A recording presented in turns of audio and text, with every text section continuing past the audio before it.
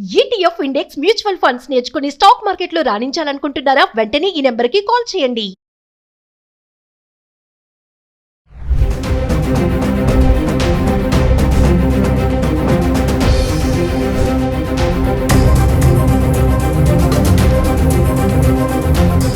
Sir నమస్కారం sir. Sir ఈరోజు చూసుకుంటే చాలా విషాద సంఘటన ఒకటి చోటు చేసుకుంది. అహ్మదాబాద్ నుంచెళ్ళి లండన్‌కి వెళ్ళే ఫ్లైటు టేక్ ఆఫ్ అయిన ఒక 5 మినిట్స్‌లోనే క్రాష్ అయిపోవడం జరిగింది. దానివల్ల చాలా ప్రాణ నష్టం కూడా చోటు చేసుకుంది.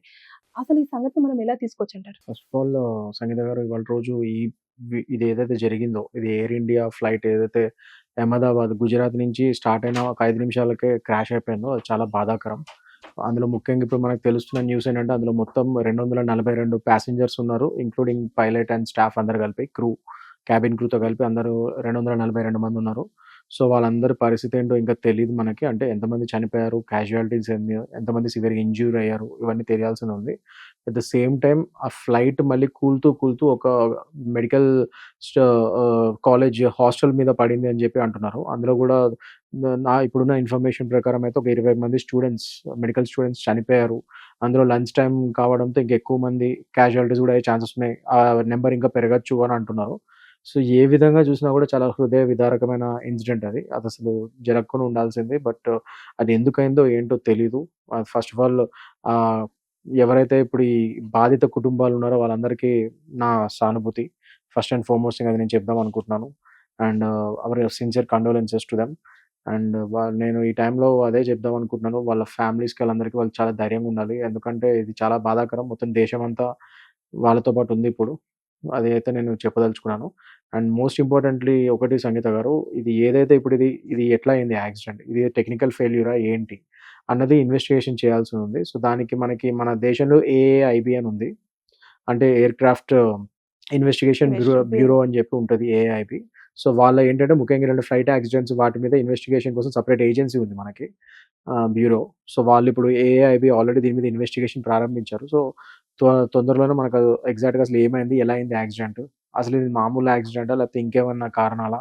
ఏంటనేది వాళ్ళు ఇన్వెస్టిగేషన్‌లో వాళ్ళు తెలుసుకుంటారు. సో, అది అప్పటి వరకు మనం వెయిట్ జేయాలి. అంటే సార్ మనము ఎప్పుడైనా సరే ఫ్లైట్ ఒకటి ఫ్లై అయ్యే టైంకి మొత్తం ముందు చెక్ చేస్తారు కదా! చెక్ చేసిన తర్వాత వాళ్ళు సర్టిఫై చేసుకుంటారు కదా! ఓకే. ఈ ఫ్లైట్ ఖచ్చితంగా మనం ఇప్పుడు తీయొచ్చు. దీనితోని మనకెలాంటి ప్రాబ్లమ్ లేదనుకున్నాకనే కదా! అన్ని చెక్ చేసిన తర్వాతనే మనకి ఫ్లై అయిన ఒక 5 మినిట్స్‌లోనే అంత ఇదిగా అయింది అనంటే అక్కడ చెకింగ్ సరిగ్గా జరగలేదంటారా? ఎగ్జాక్ట్‌లీ. దాని మీదే ఇప్పుడు ఇవాళ రోజు ఏఐబీ వారు ఇన్వెస్టిగేషన్ చేసి అసలు నిజంగా ఏమైంది? నిజంగా టెక్నికల్ ఫెయిల్యూర్ అయితే జనరల్లీ మీరన్నట్టు అన్ని ఫ్లైట్స్ చెక్ చేసిన తర్వాతే ఆ టేక్ ఆఫ్‌కి రెడీ టేక్ ఆఫ్‌కి అయితాయి. రెడీ అవుతాయి. They have to give the certain certification. ఆ ఇంజినీర్ గాని, వాళ్ళు గాని వీళ్ళందరూ చెక్ చేసి అదంతా ఓకే అంటేనే అవి టేక్ ఆఫ్ అయితది.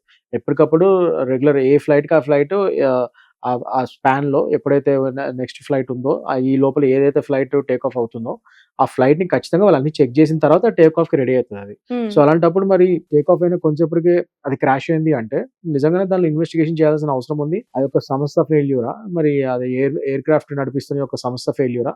లేకపోతే అందులో ఒక క్యాబిన్ ఆర్ క్రూ ఫెయిల్యూరా? లేకపోతే పైలట్ ఏమన్నా ఏదైనా ఇష్యూ అయ్యి లేకపోతే పైలట్ దగ్గర క్యాబిన్‌లో ఏమైనా ఇష్యూ అయిందా?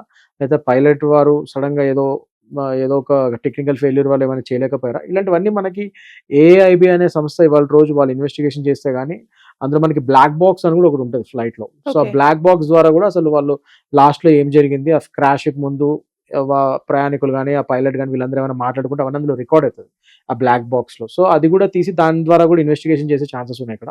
హ్మ్. ఏదైతే ఏమి మొత్తానికి ఏఐబీ వాళ్ళు త్వరగా ఒక ఇన్వెస్టిగేషన్ చేసి దీని మీద ఒక రిపోర్ట్ అయితే ఇస్తారు. అప్పుడు గాని మనం అందరం క్లియర్‌గా చెప్పలేము అసలు ఏమైంది ఏంటి అని. సో, దాని మీద మనం ముందు మాట్లాడటం కూడా బాగోదు. అది వాళ్ళు ఏఐబీ వాళ్ళు ఒక ఇన్వెస్టిగేషన్ రిపోర్ట్ ఇస్తే దాని ప్రకారం మనం బేరీజ్ అంటే వేసుకోగలుగుతాం. ఎక్కువగా ఆ ఫ్లైట్‌లో మన ఇండియన్స్ వాళ్ళే ఎక్కువగా ఉన్నారని చెప్పేసి విన్నాం సార్. 169 మెంబర్స్ మన ఇండియన్ వాళ్ళే ఉన్నారు. సో, అదంతా కూడా చూసుకున్న ఇంకా మిగతా అదర్ కెనడియన్ వాళ్ళున్నారు, పోర్చుగీస్ వాళ్ళున్నారు. ఇట్లా చాలా మంది ఉన్నారు కదా! ఇప్పుడు ఈ క్వెషన్ అడగొచ్చో అడగరాదో కానీ నష్టపరిహారం అనేది ఎవరు చెల్లించే అవకాశం ఉంది? గవర్నమెంటా? లేకపోతే ఎయిర్ ఇండియా వాళ్ళా? ఎవరు ఇస్తారు? Yeah! That's a good question అండి. ఇప్పుడు ఫస్ట్ అండ్ ఫార్మోస్ట్ థింగ్ మనదేంటంటే మన దేశంలో ఇది ఇంటర్నేషనల్ ఫ్లైట్స్‌కి ఇది మాంట్రియల్ కన్వెన్షన్ 1999 అని చెప్పి ఒక ట్రీటీ ఉంది. హ్మ్. సో, ఆ ట్రీటీని మన భారతదేశం కూడా సైన్ చేసింది. సో, మాంట్రియల్ కన్వెన్షన్ 1999 ఏం చెప్తుందంటే ఇట్లా ఇంటర్నేషనల్ ఫ్లైట్స్ ఏదైతే ఉందో భారతదేశం నుంచి వెళ్ళే ఇంటర్నేషనల్ ఫ్లైట్స్ కానీ ఏదైనా కానీ అందులో ప్యాసింజర్స్ చనిపోతే ప్రతి ఒక్క ప్యాసింజర్కి దగ్గర దగ్గర ₹1,00,00,000 నుంచి దానిపైన కంపెన్సేషన్ ఇవ్వాలి పలానా ఇండియన్ గవర్నమెంట్ అని చెప్పి ఆ ట్రీటీ చెప్తుంది మనకి. సో ఇప్పుడు ఇంటర్నేషనల్ ప్యాసింజర్స్ ఎవరైనా ఉన్నా కూడా వాళ్ళ ఫ్యామిలీస్కి మన గవర్నమెంట్ పే చేయాల్సి వస్తుంది డెఫినెట్గా ఈ మాంట్రియల్ కన్వెన్షన్ 1999 ట్రీటీ ప్రకారంగా. అండ్ ఎవరైతే మన దేశస్తులు ఉన్నారో వాళ్ళకి కూడా పే చేయాల్సి వస్తుంది ఇండియన్ గవర్నమెంట్ ప్రకారం అయితే. ఆ ట్రీటీలో మనం కూడా భాగస్థులం కాబట్టి ఇండియా, సో డెఫినెట్గా నష్టపరిహారం ఇవ్వాల్సి వస్తుంది. అంటే వన్స్ ఇయర్ ఎవ్రీ ఫ్యామిలీకి ఒక్కొక్క ఫ్యామిలీకి ఒక్కొక్క ప్యాసింజర్కి సో 1 CR నుంచి దానిపైన కూడా ఇంకా ఎక్కువ అవ్వచ్చు కూడా. అంటే ఇందులో మళ్ళీ మనకి చాలా ఫ్యాక్టర్స్ బేరీజ్ వేసుకోవాలి. అంటే కస్టమర్ క్లయింట్ ఎవరైతే కస్టమర్ చనిపోయారో అతని ఏజ్, అతని రిటైర్మెంట్ అయిన యంగ్ అతను ఏంటి, ఆయన ఎడ్యుకేషన్ క్వాలిఫికేషన్ నుంచి అన్ని ఫ్యాక్టర్స్ ని బేరీజ్ వేసుకొని అతని ఇన్కమ్ ఎంత ఉండేది ఏంటి దాని ప్రకారం కూడా కంపెన్సేషన్ పెరగచ్చు, ఇంకా అవి కూడా చేయొచ్చు, అంటే తగ్గచ్చు కూడా. ఒకే ఫ్యామిలీ నుంచి ఒక్కొక్కసారి ఒకరు కాకుండా 2-3 ఉంటారు, వాళ్ళకి కూడా అంటే ఫ్యామిలీలో ఎంత మంది చనిపోయినా ఇస్తారా, ఒక ఫ్యామిలీలో ఒక్కరిని మాత్రమే చూస్ పర్ చేస్తారు? హెడ్ అది పర్ పర్సన్ అది. So Hmm. ఎంతమంది చనిపోతే అంతమంది ప్రకారం కంపెన్సేషన్ ఉంటుంది. Hmm. సో ఇలా చాలా ఫ్యాక్టర్స్ ఉంటాయి. నేను చెప్పినట్టు ఎడ్యుకేషన్ క్వాలిఫికేషన్స్, వాళ్ళ ఏజ్, అవి కూడా బేరీజ్ వేసుకొని దాని ప్రకారం కూడా కంపెన్సేషన్ పెరగచ్చు, తగ్గచ్చు, అదొకటి. Hmm. ఇంకోటి ఇప్పుడు ఏదైతే సంస్థ, ఇప్పుడు ఫర్ ఎగ్జాంపుల్ ఇది ఎయిర్ ఇండియా ఫ్లైట్ కాబట్టి ఎయిర్ ఇండియా వారిది కూడా ఇక్కడ లయబిలిటీ ఉంటుంది. ఒకవేళ వాళ్ళ టెక్నికల్, ఎందుకంటే వాళ్ళ ఫ్లైట్, సో వాళ్ళ టెక్నికల్ ఫెయిల్యూర్ వల్ల అది క్రాష్ అయింది కాబట్టి డెఫినెట్ గా ఇక్కడ ఎయిర్ ఇండియా కూడా డెఫినెట్ గా they have to also compensate along with the government, అదొకటి. అండ్ ఇంకోటి ఏంటంటే సంగీత గారు, ఇక్కడ ఇన్సూరెన్స్ కూడా ఒకటి ఉంటుంది. Hmm. ఇన్సూరెన్స్, ట్రావెల్ ఇన్సూరెన్స్ అని ఉంటుంది. వాళ్ళ రోజు ఏంటంటే ప్రతి చోట మీరు ట్రైన్ కానీ ఫ్లైట్స్ కానీ ఏది బుక్ చేసుకున్నా ఈ ట్రావెల్ ఇన్సూరెన్సెస్ కూడా అడుగుతున్నారు వాళ్ళు టికెట్ బుక్ చేసుకున్నప్పుడు. సో ఇట్స్ బెటర్ మీరు ఆ ట్రావెల్ ఇన్సూరెన్స్ కూడా తీసుకుంటే, సో డెఫినెట్ గా ఇన్సూరెన్స్ కంపెనీ కూడా ఈ అదనపు ఈ కంపెన్సేషన్ తో పాటు ఇన్సూరెన్స్ కూడా కంపెన్సేషన్ పే చేయాల్సి ఉంటుంది అప్పుడు ట్రావెల్ ఇన్సూరెన్స్ ఉంటే మనకి. సో ట్రావెల్ ఇన్సూరెన్స్ ప్రకారంగా ఆ ఇన్సూరెన్స్ వాళ్ళు సేమ్ ఇదే నేను చెప్పిన ఫ్యాక్టర్స్ ప్రకారం బేరీజ్ వేసుకొని ఏ విధంగా చనిపోయారు ఏంటి చూసుకొని దాని ప్రకారం ఆ ఇన్సూరెన్స్ కవరేజ్ కూడా అవుతుంది వాళ్ళకి ఫ్యామిలీ. ఓకే, ఇప్పుడు మనకు ఫ్లైట్ లో ఉన్న 242 మెంబర్స్ గురించి మీరు క్లారిటీ ఇచ్చారు. అలాగే ఇప్పుడు మెడికల్ ఏదైతే స్టూడెంట్ హాస్టల్స్ ఉన్నాయో దాంట్లో 20 మెంబర్స్ అన్నారు, ఇంకా ఎక్కువగా కూడా మనకు అది క్లారిటీగా నెంబర్ కూడా ఇప్పటి వరకు ఎక్స్పోజ్ అవ్వలేదు. సో అలా వాళ్ళకు కూడా నష్టపరిహారం చెల్లించాలా, బిల్డింగ్ కానివ్వండి ఇవంతా ఉంటుంది కదా, దాన్ని ఎట్లా తీసుకోవాలి? డెఫినెట్లీ అండి, వాళ్ళు దానికి కూడా ఖచ్చితంగా నష్టపరిహారం చెల్లించాలి. ఐదర్ గవర్నమెంట్ కూడా ఎక్స్గ్రేషియా వాళ్ళకి ప్రకటించాలి ఫస్ట్ అండ్ ఫార్మోస్ట్, అది మన నైతిక బాధ్యత.